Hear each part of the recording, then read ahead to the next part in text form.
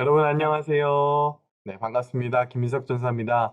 수련회 기간 세 번의 말씀 나눔을 통해서 여러분들과 은혜 나누고자 합니다. 특별히 출애굽기 말씀을 통해서 광야 생활을 인도하셨던 하나님, 그리고 그들을 보호하셨던 하나님, 그 하나님이 우리 청년들의 인생 가운데 보호하시고 인도하심을 경험하고 체험하며 그 은혜를 나누는 그런 귀한 시간들이 되었으면 좋겠습니다. 오늘 본문은요, 출애굽기 15장 22절에서 27절까지 말씀입니다. 본문으로 넘어가기 전에 먼저 생각해 볼 문제를 드리겠습니다. 여러분이 이해할 수 없는 하나님의 인도로 당황해 본 적이 있으십니까? 오늘 본문에요, 이스라엘 백성들이 홍해를 건너고 나서 하나님이 광야로 인도하십니다. 어떻게 보면 그들은 당황해야 할 수밖에 없는 행로입니다. 왜냐하면 하나님께서는 그들을 가나안 땅으로 인도한다고 하셨지 광야로 인도한다고 말씀하시진 않았기 때문입니다. 마찬가지로 여러분들도 여러분의 삶 속에서 하나님의 인도로 당황해 본 적이 있으십니까? 이 질문에 고민하면서 이 말씀을 보도록 하겠습니다. 이스라엘 백성이 홍해를 건넌 후에 가나안 땅이 아닌 광야 생활을 하기 시작합니다. 도대체 어떤 이유에서 하나님께서는 자신의 백성들을 광야로 이끌어 내셨을까요?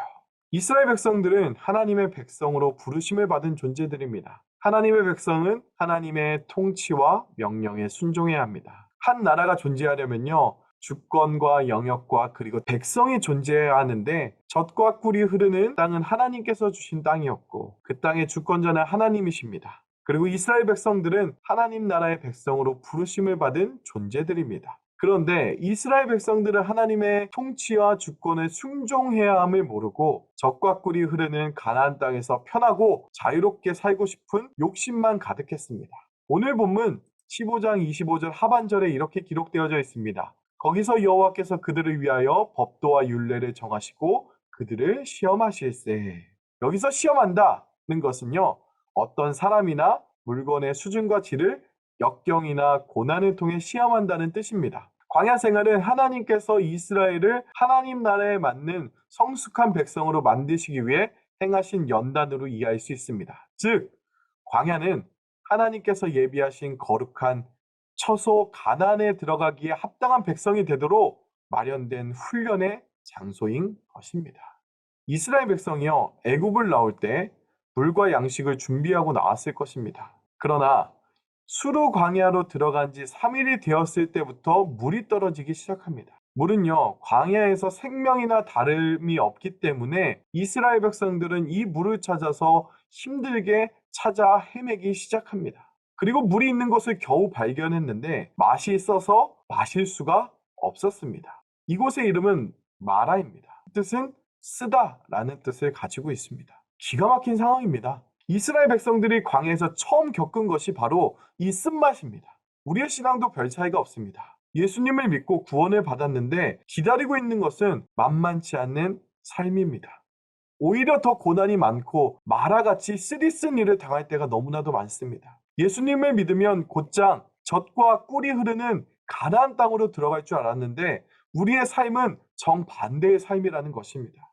이 말씀을 보면요, 시험과 율례 계명은 이스라엘 광야 생활과 깊은 관계가 있습니다. 광야 기간의 목적은 인간의 힘으로 생존이 불가능한 광야를 걸으며 오직 하나님의 인도하심으로만 가능하다는 것을 철저히 깨닫게 하시려는 것입니다. 광야 생활이 인간의 능력으로 생존이 불가능한 것처럼 우리 신앙생활도 우리의 능력으로 이겨낼 수 없는 불가능한 영역인 것입니다. 그러나 인간은 본질적으로 교만해서 자신의 능력과 경험이 깨지고 무너져 바닥까지 내려가지 않으면 하나님을 바라보지 않습니다. 내 힘으로만 뭔가 할 수 있다고 생각할 때 절대 하나님을 의지하지 않습니다. 이 교만이 깨지고 하나님만 의지하려면 훈련과 연단이 필요합니다. 여러분, 시험을 하려면 기준이 있어야 합니다. 이스라엘 백성의 기준은 하나님의 법과 율례였습니다. 그러나 이것은 순종을 통해서만 단련됩니다. 순종은 믿음을 말합니다. 하나님께서 우리를 구원하셨고 모든 생명의 근원이심을 하나님만이 이 광야 길의 주인이심을 믿을 때 진정한 순종이 나옵니다. 하나님께서는 광야 생활의 연단을 통해 이스라엘 백성 속에 숨어있는 불순종과 이기심을 드러내십니다. 그리고 자신들이 얼마나 하나님께 불순종하고 있고 하나님의 백성으로 부족한가를 알려주십니다. 오늘 본문 15장 25절 상반절을 보도록 하겠습니다.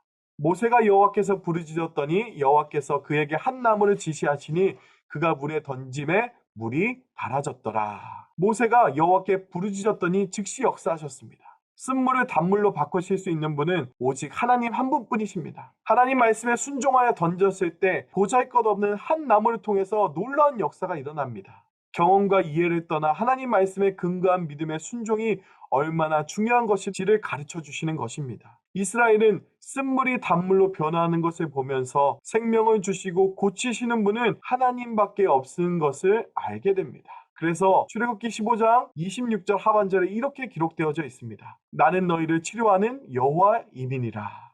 치료는요, 회복을 말하고 온전하게 됨을 의미합니다. 하나님께서는 이스라엘이 단순히 애굽만을 탈출한 백성이기를 원치 않으셨습니다.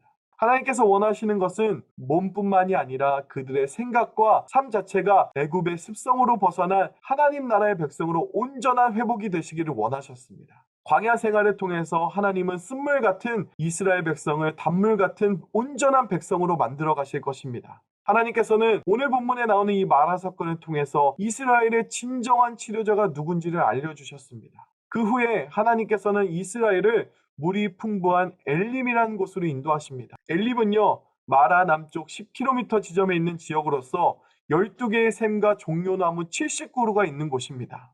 그래서 이스라엘 백성들은 광야의 길의 인도자가 누구이며 험한 환경 속에서 풍요로움을 누리며 하나님께 의존해야 된다는 것을 알아가기 시작합니다. 하나님께서는 우리의 광야 같은 인생길에서 이스라엘의 백성을 인도하신 것과 동일하게 우리도 인도하고 계십니다. 하나님의 백성은 하나님의 복된 다스림을 받아들일 때 치료하시는 여호와, 풍요롭게 역사하시는 하나님을 알게 될 것입니다. 이것을 인정하고 따라가는 것이 순종의 삶이고 생명의 삶인 것입니다. 그리고 하나님이 아닌 자신을 의지하며 자기 마음대로 사는 것이 불순항이고 불순종입니다.